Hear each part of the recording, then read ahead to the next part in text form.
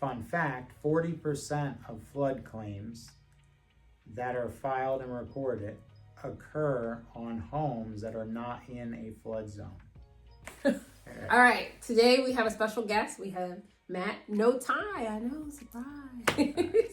Matt's here, and he's going to help us talk about, help me to understand flood insurance, and helping me is also helping you. But I want you to get it from the source because Matt is in insurance. And how long have you been in insurance, Matt? 21 years.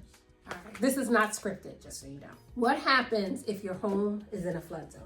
The home, if you're a buyer, I'm a buyer. I'm buyer A, and Tiffany is my agent, you know, because of course. He knows. What happens once we find out that your home is in a flood zone? What's the first thing a buyer should do when they reach out to you for insurance? Or, because they should be reaching out to you. Also, number one, what's the process? So the first thing would be not to be alarmed. Okay. Right. Good. I mean, good.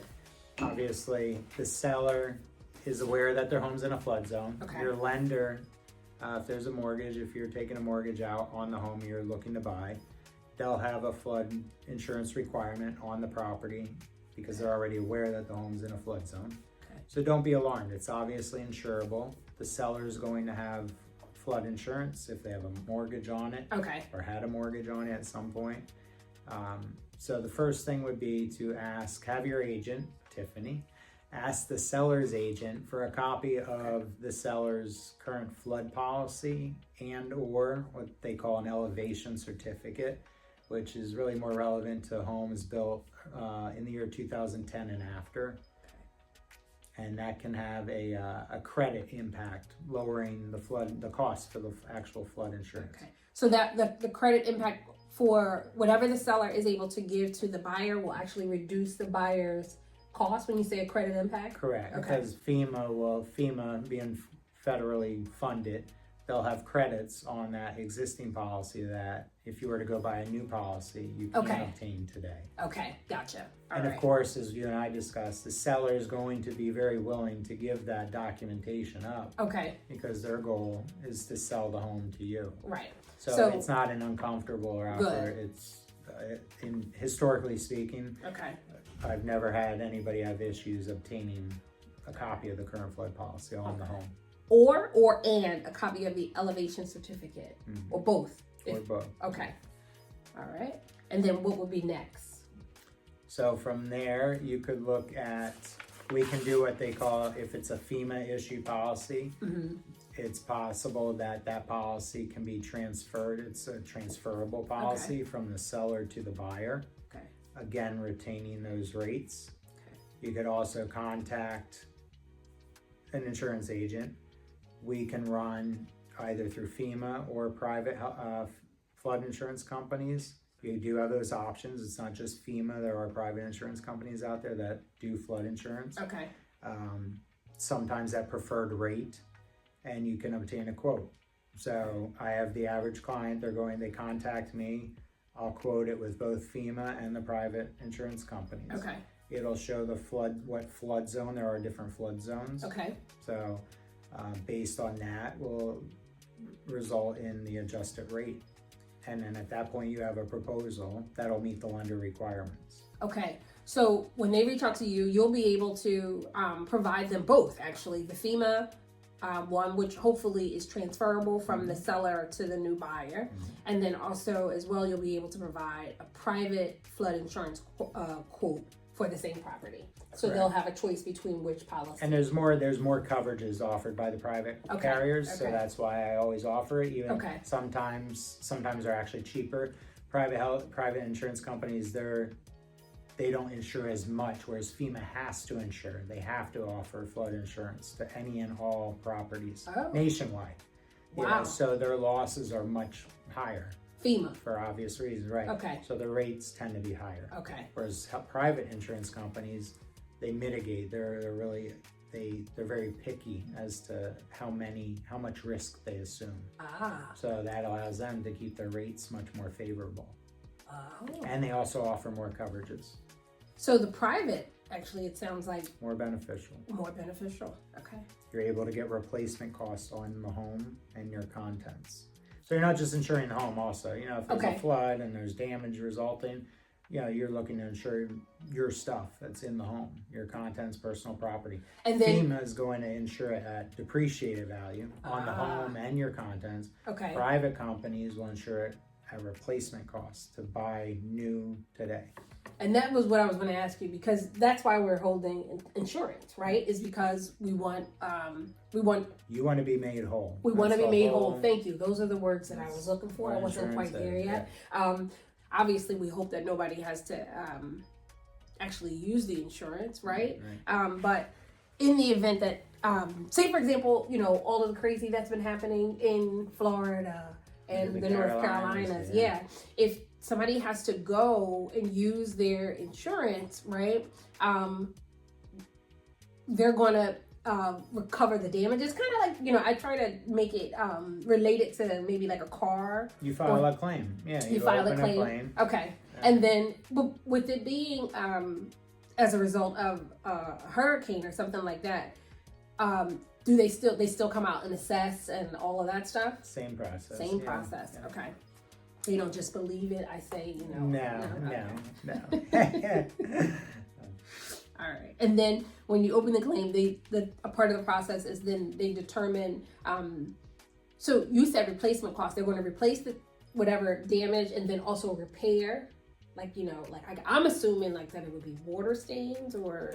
Yeah, typically your drywall is obviously going to be damaged. You know, things of that nature. Your carpet's completely ruined, inundated. Yeah, they'll come in and they'll repair and then paint, you know. Oh, all of that stuff. All of it, yeah. Also, actually, now that I think about it, what if it's not like habitable? So you do have what they call loss of use. Yeah. So, okay, my home just sustained a flood. You know, I can't live here until it's repaired. Right. They'll pay to place you in temporary housing. Okay. You know, whether it be a hotel or some type of rental property. All right.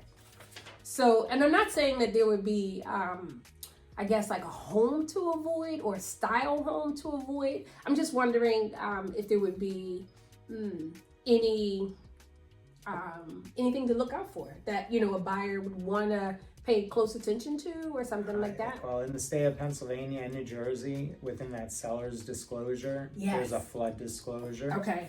So definitely emphasize that when you're working with your clients. Okay.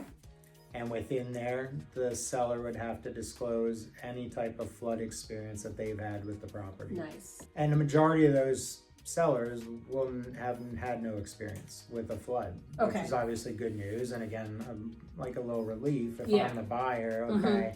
This seller's lived here for 25 years, never had an experience, but FEMA's still saying it's in a flood zone. Okay. There's a reason for it, but at least I now know. Okay. And that's actually a good point. I like that you said that. If seller, let me get my thought together again.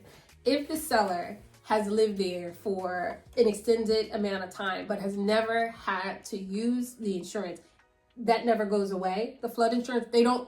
So my question basically is, does the requirement for the flood insurance ever go away? And also, does it do the reverse?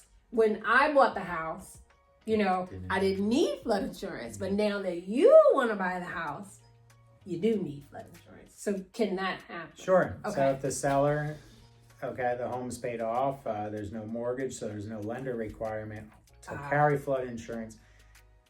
Let's say they've owned it for 20 years. For the first 15 years, they had a mortgage.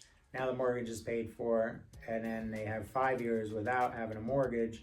So they said, well, now I no longer am required there's no lender requiring flood insurance. I don't need flood insurance.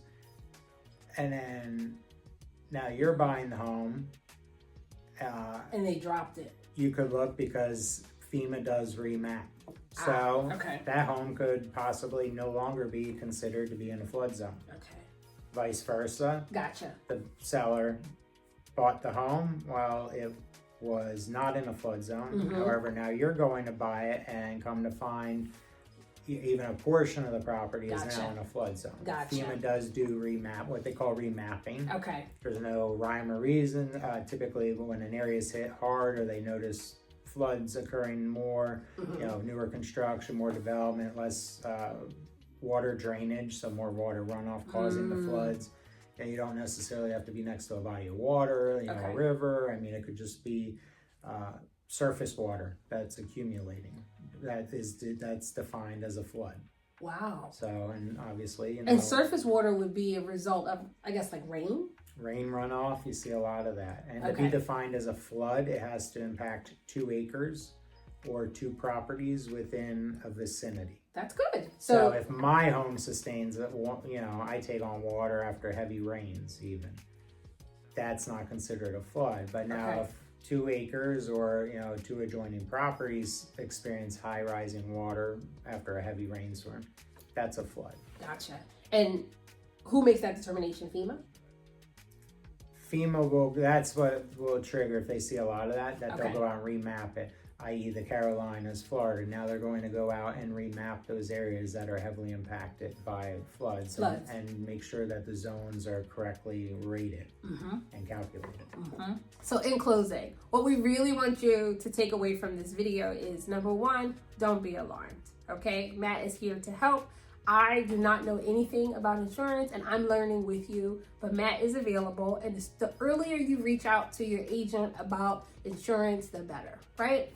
Number 2, the flood insurance policy is supplemental. It is in addition to your homeowner's policy. So something that Matt was explaining to me is it's likely that it's going to be escrowed into your mortgage payment as well. So that's 2 really important facts. And then Matt, is there anything else that you would add? There is. So again, not to be alarmed, and it's given you an advantage. So if you realize that your lender is requiring flood insurance, people kind of cringe, oh, I'm required. But really what you're purchasing, not a hefty premium, you know, the average flood premium is really light for the coverage that you're purchasing. It doesn't only cover what most people envision flood to be. Okay. You know, so you do not have to be living next to a river. Okay. You know, it also covers what is excluded on your homeowner's policy. Any and all homeowners policies exclude mudslides, groundwater, surface water. So your home's in a flood zone, while it may never have sustained a flood, in the event we get heavy rains and now you have groundwater coming up through your basement, or rain surface water, we get heavy rains for, you know, a day, 2-3 days, whatever it may be. Groundwater, surface water is now coming in through your window wells in the basement. Or I've had clients, it comes up into their garage, a finished garage, and it damages it. Without a flood policy in place, that is not covered on your homeowner's policy. Strictly excluded. So it's giving you a leg up simply by having that flood policy. Again, not necessarily having to be by a body of water. You know, and I've seen homes elevated up on homes still in a flood zone. Fun fact, 40% of flood claims that are filed and reported occur on homes that are not in a flood zone. If it's not required and you do want to add that supplemental insurance that we're talking about, can we get the lender to include that in escrow also? They won't, they typically won't. Okay. I had a client recently where he lived in a home that sustained a flood. He moved into a new home, not in a flood zone. For his own peace of mind, he wanted that flood policy. It was roughly $500 a year on a pretty sizable home, so relatively inexpensive. And he just wanted that peace of mind. The lender required the buyer to purchase, to not escrow the premium. But it was $500. And it was worth it to him. Things, absolutely. And peace of mind. Yes. All right. Because he knew those situations where you didn't carry it. It's not just because it's not a flood zone, I don't need it. He knows that those situations arise, no pun intended, but you know, the water rises and you take on flood water, and you don't want to be financially burdened by that. Sure, that's a really relevant fact. I will also add that Matt covers my car insurance, because I have, once again, I'm really good at real estate, but that's it.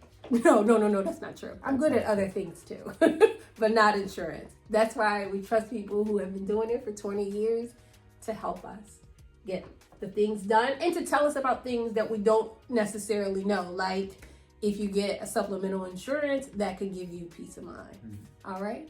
Thank you, Matt, for Thank you, joining me Tiffany. today. Thank you. And he did not wear a tie on his own reconnaissance. Yes. I did not make that request. Not at all. All right. Insinuated, but didn't request. Did we get you all So excited weird. about insurance or what? Matt's contact information will be below the video. What else would you like to learn about insurance?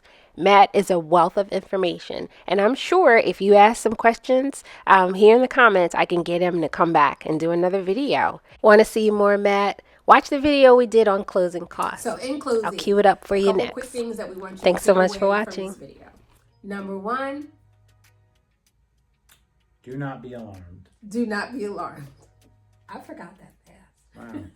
All right, I'll do it again. Think of the logo or something. I have a ticker, and it has like, I put keywords on the side so that I don't Oh, remember. I get all my thoughts out of what I want to talk about, and then I handy. have like a little Nice, like ticker a on the side. teleprompter, yeah. Yes, that's exactly what it Nice, is. That cool. was That's cool as hell. $25. That's worth it. It is worth Yeah, we it. need it now. Shit.